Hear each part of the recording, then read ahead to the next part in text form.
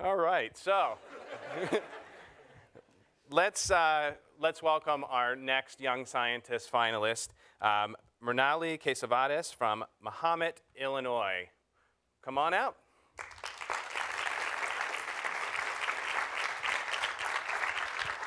How are you, Mrinali?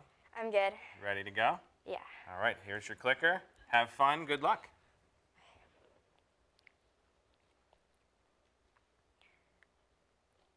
Cardiac diseases are the #1 killer in the world. In the US, 360,000 people get cardiac arrest every year. Only 8 to 12% survive. In developing nations, the survival rate is even lower. My grandfather passed away from cardiac arrest when he was very young in India, and no one around him knew how to perform CPR. This was the inspiration behind my project. CPR is a process where compressions are applied to the chest. The compressions cause the heart to pump blood to the brain, providing it with oxygen.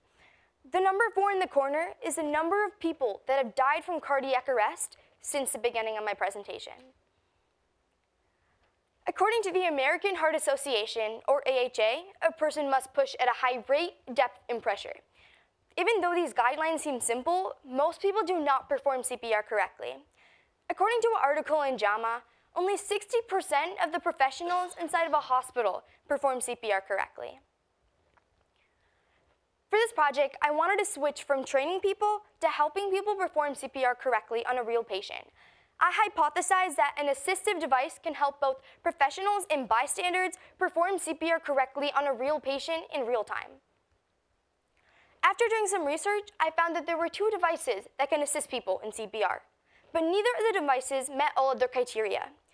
The number of deaths due to cardiac arrest has now increased to 44. So I created this simple patch, which I call the CPR Buddy. It can be attached to the chest of a patient needing CPR, acts as a guide, and can help the user push at the correct rate, depth, and pressure. I developed a circuit and an algorithm in Arduino coding language. It made 3 LEDs, one for depth, rate, and pressure, light up. So I decided to use the 3M kind removable silicone tape because it adheres to the human skin.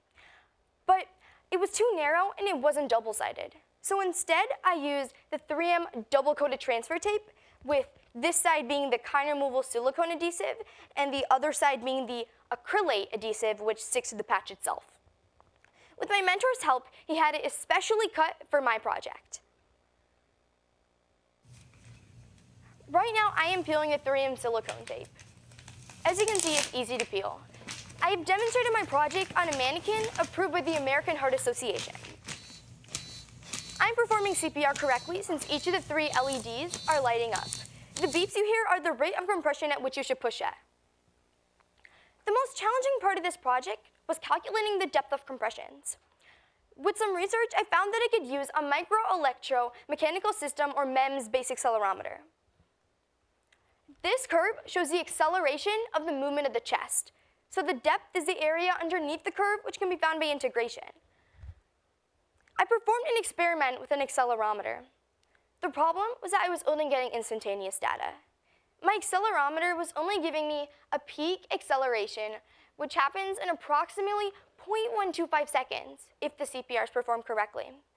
Since I wasn't getting enough data values, I couldn't integrate it. But I realized I could use this simple equation to calculate the distance, or a depth in this case. I calibrated my 4 sensitive resistors using a weighing scale. To test my hypothesis, I conducted an experiment on this mannequin with adults not trained in CPR. The graph on your left shows CPR without the CPR Buddy, and the graph on your right shows CPR with it. Without the CPR Buddy, the pressure was consistently low and had a wide variation of force. But with it, a high pressure was reached quickly, was maintained, and a higher number of compressions were performed. As you can see from my graphs, my CPR Buddy does help people perform CPR correctly. 8 doctors, nurses, and educators took part in a survey. The response of one of the questions was very interesting. It showed that everybody agreed that my CPR Buddy should be used in every home.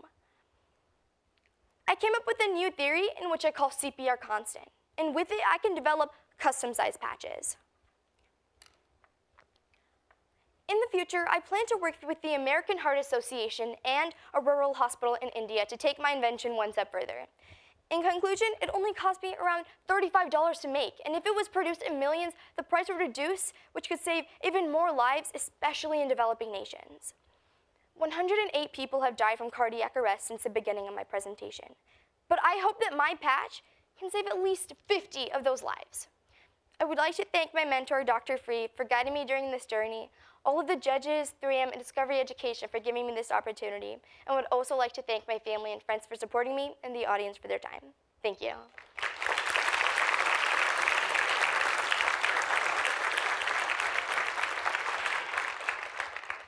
Excellent presentation. When it comes to updates in CPR, I know it's changed over time, the number of compressions to breath ratio. Is this something that you've built into the concept?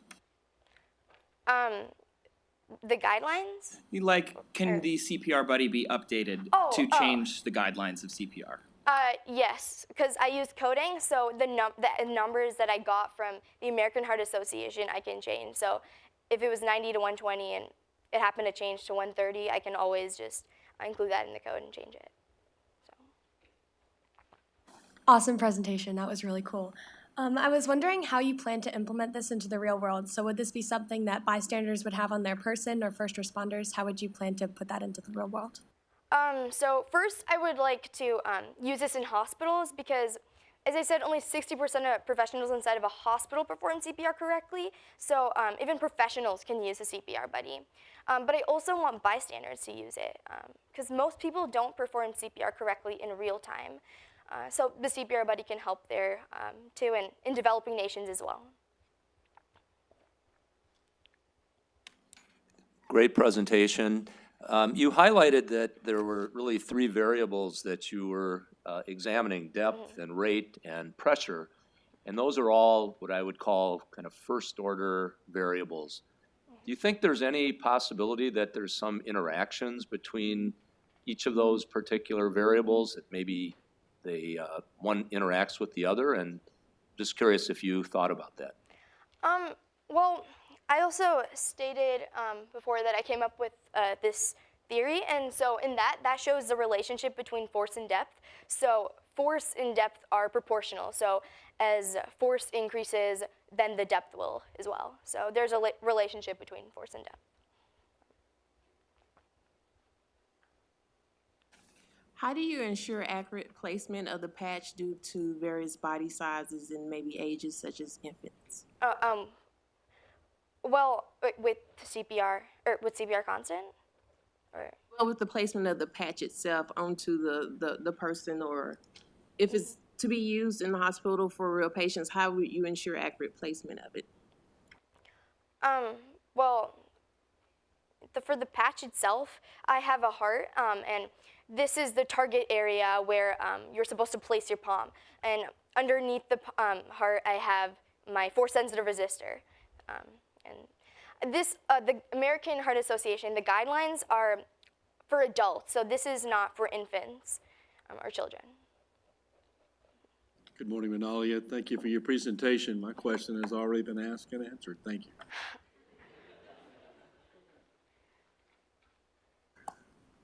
Really enjoyed your presentation. This is a great new concept. You mentioned this probably wouldn't work on children. How much less force would be required, and would the frequency be similar for a smaller person, such as a child? Yeah, so the depth would probably decrease maybe to 2 or 3 centimeters, and the force itself, 90 to 120 pounds breaks an adult's ribs, so it would probably kill the baby. So I'm not sure the exact numbers, but maybe 20 to 30 pounds, I'm assuming. And the rate would obviously be the same.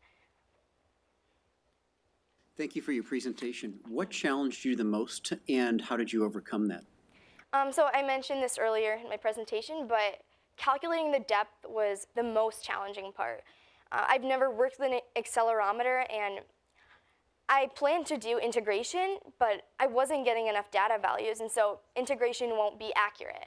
That's why I had to work around that problem and instead use the equation S equals V sub IT plus half AT squared. Great work. Good morning.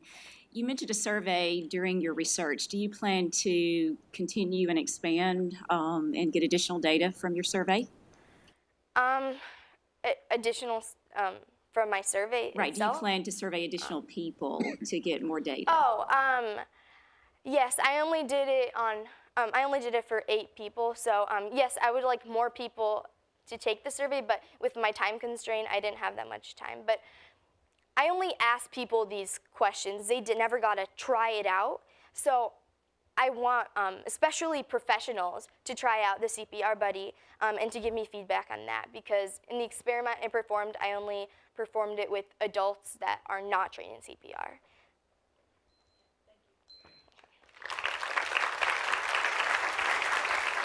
That was really good. So just there.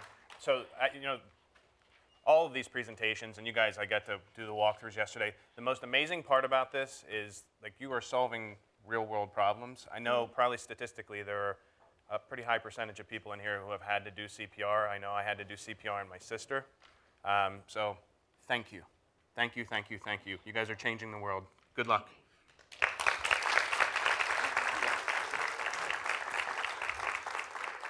So we know that our young scientists, they're 12, 13, 14 years old. They're changing the world.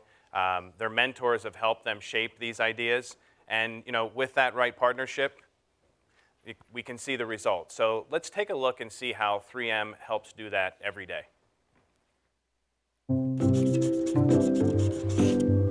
How do we keep the sun from making a house too hot? So I do fan on top of the house to blow the sun away. Just put some shades on that house. Get some sun blockers and block out the heat. You put a shield on it so then the rays will bounce off. Bingo. That's pretty cool. Cool. Cool. Cool. That's 3M science applied to life. How could we make sponges greener? Just dip it in food coloring. Boom. And make it rain green. I would only wash it on Mondays. I would make it out of trees and plants. We thought so too. That's pretty rad. Cool. Cool. Cool. That's 3M science applied to life. How can we keep spoiled food from making people sick? You get a robot and make them try the food first. I would wash it in a big bathtub. I put ketchup on it. I would use a little tiny science lab to check if anything's in it. Palm-sized labs? Good idea. That's kind of awesome. Awesome. It takes big kid curiosity to help protect their future. We're on it. That's 3M science applied to life.